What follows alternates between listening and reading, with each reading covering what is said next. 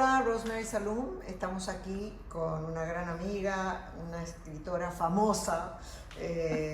Voy a mencionar que eres autora de varios libros: 13 millas de Granada, Ensayos desde el inframundo, una de ellas, El agua que mece el silencio, Delta de las arenas, cuentos árabes, cuentos judíos y Entre los espacios. Pero ahora vamos a hablar de un libro que me pareció extremadamente creativo. Se llama Donde el río se toca, y me parece creativo porque a mí me sacó de onda. Y me sacó de onda porque la perspectiva en el libro, los personajes son animales o insectos. Entonces te voy a hacer una pregunta clave, que es: ¿cómo se te ocurre darle una personalidad tan especial a estos animales y a estos insectos?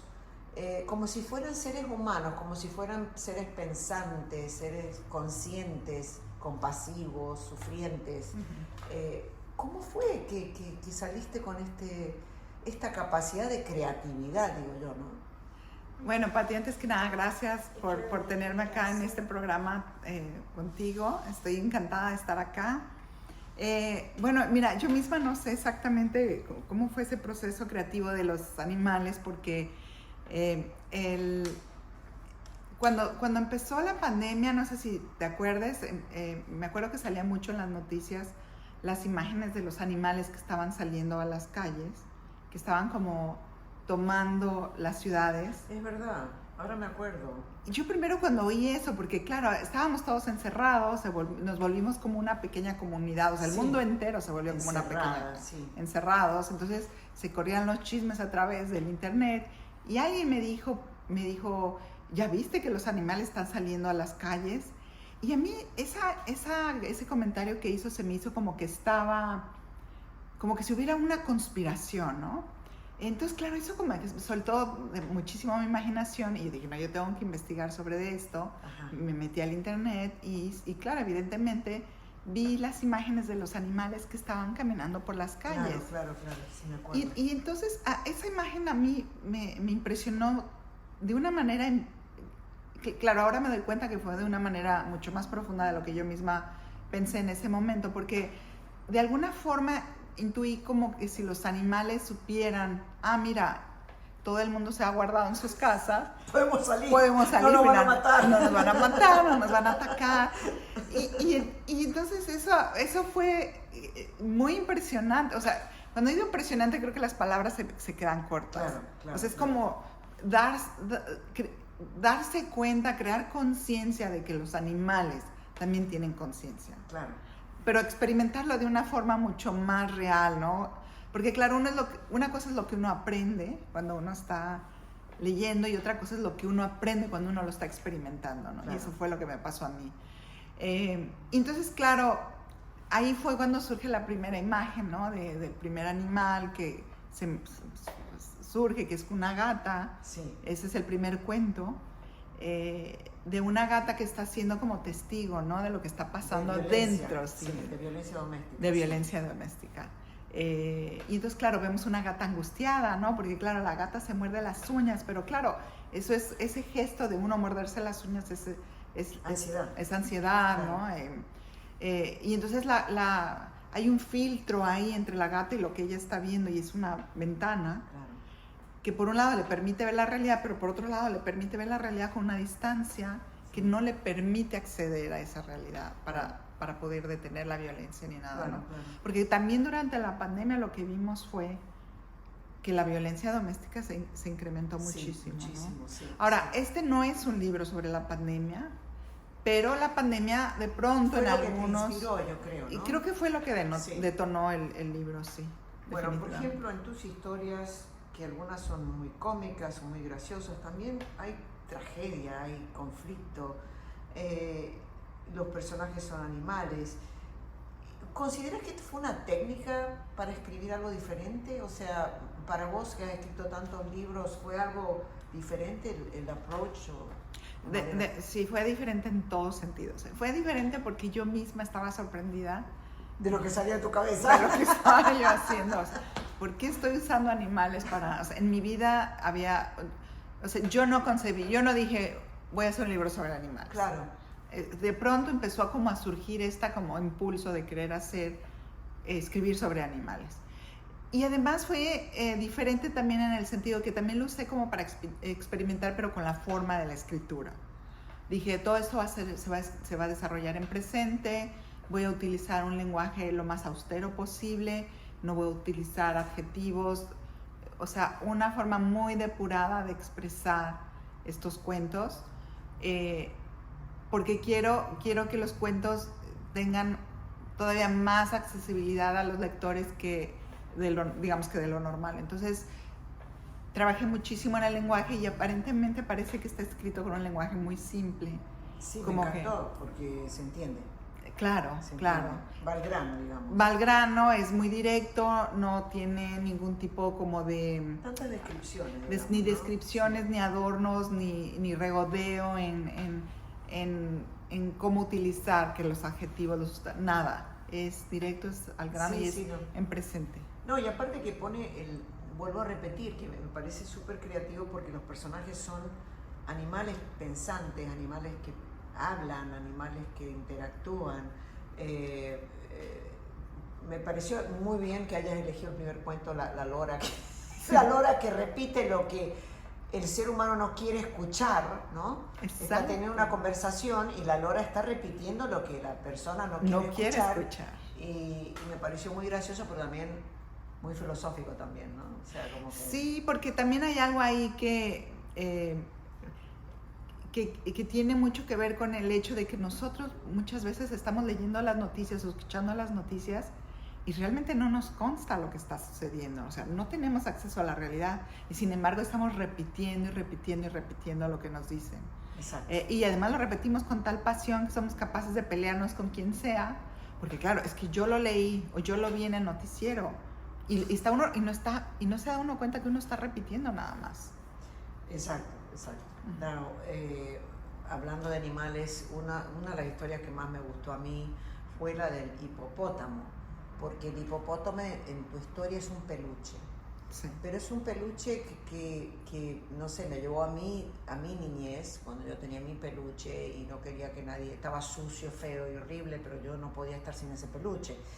Y en esta historia el peluche obviamente es un peluche, no es un animal,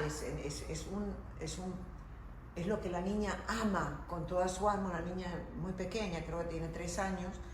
Y lo que pasa aquí es que la madre ni se da cuenta la relación que tiene esa criatura con ese peluche. Dime un poco cómo surgió esta historia, porque yo creo que todo ser humano se puede identificar con esta historia. Sí, incluso me lo han dicho mucho, mucha gente se ha identificado más con ese cuento. Sí. Porque claro, ahí el personaje el peluche, es un hipopótamo, es como dices tú, es un hipopótamo viejo, pero más que estar contando la historia del hipopótamo, estoy contando la historia del abuso que está haciendo la madre con su hijo, con el niño, y no se da cuenta. Y la madre, o sea, el cuento empieza y el cuento termina y ella jamás se da cuenta, porque ella está viviendo su mundo. Sabemos que ella ahí está hablando con unas personas, hay algo que está pasando, sí, que trato de no mencionarlo demasiado para que también la imaginación, dejar la ambigüedad para que el lector cree su propia historia. Pero hay algo como un poco turbio que está pasando ahí con la madre fuera de la historia con su hijo, y ella está tan ensimismada que es una... No es solamente que no atiende al niño, pero además no atiende su vida, la vida emocional del niño. Claro. ¿No? Claro, entonces claro. agarra el peluche y lo tira, se lo quita, causándole un dolor profundo al niño, porque el niño vive solo realmente. O sea, el niño ya se dio cuenta que el niño está solo en el mundo, que lo único que tiene es el hipopótamo. Y hasta eso le quita la madre. Es increíble porque también ves la compasión del hipopótamo, que de todas las maneras gordito y que no se puede mover, que no puede llegar al bebé y sin embargo hace todo lo posible, ¿no? Es muy bonita, la verdad que es una historia muy profunda, yo creo, ¿no? Sí, sí.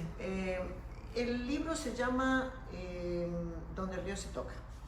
Creo que una de las historias está relacionada con ese título. Dime por qué el título y la historia es de las vacas, ¿no? De que la vaca con su familia, con sus vaquitas, con su que es atropellada. Dime por qué le pusiste ese título al libro. Porque la imagen, cuando yo estaba escribiendo ese libro, la imagen de sentir como el dolor de la pérdida de estos becerritos, ¿no? Que pierden a su madre. A su madre. Estaba yo tan ensimismada escribiendo esta cosa el dolor de la pérdida. Me pareció que en un momento dado,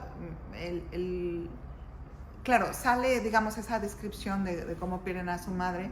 Y claro, en la escena está, ellos encuentran a la madre donde el río, ¿no? Claro, el río se mece. Sí, entonces creo que fue una cuestión personal, en el sentido de que fue una experiencia casi física, ¿no? De yo haber sentido ese dolor de estos becerritos, estas vaquitas que están perdiendo a su madre y se dan cuenta que está muerta. Y a la hora de la descripción me parecía que era tan poético que ese título, digamos, una de esas frases las quise conservar como título. No, y sabes que tú hablas de... Esa historia es muy fuerte justamente porque se muere la madre, ¿no? Y sí, volvemos a lo mismo, que este libro me lleva a pensar y a profundizar en cómo puede reaccionar un animal. Sí. Y que nosotros creemos, ay, son animales. No, los animales sienten también. Sí. Ellos sienten cuando tienen hijos, cuando se muere la madre, cuando se muere el padre. Ellos lo sienten. Pero los seres humanos estamos ahí... bueno, es como que no le damos mucha importancia. Y en este caso tú humanizas un poco al animal. Claro. Que por eso me parece súper creativo el cómo encaraste estos cuentos, ¿no? Voy a hablar de un cuento más. No quiero dar toda la información porque quiero que la gente lea. Y te puedo asegurar, le diría a los lectores que vale la pena ver. Es un libro tan único en el sentido de que nunca había leído un libro donde los animales tienen personalidades, sentimientos, rabia, qué sé yo, que actúan como seres humanos, digamos, ¿no? Y yo creo que hay mucho de eso en ellos que nosotros no notamos, porque estamos muy ocupados. Y sabes que, Pati, yo creo que tiene que ver con el hecho de esa primera impresión de la que hablaba al principio, ¿no? Esa impresión que tuve cuando vi a los animales tomando las ciudades, ¿no? Ese entender, ese darse cuenta de que hay una conciencia animal también que nosotros hemos querido ignorar y hemos ignorado toda la vida.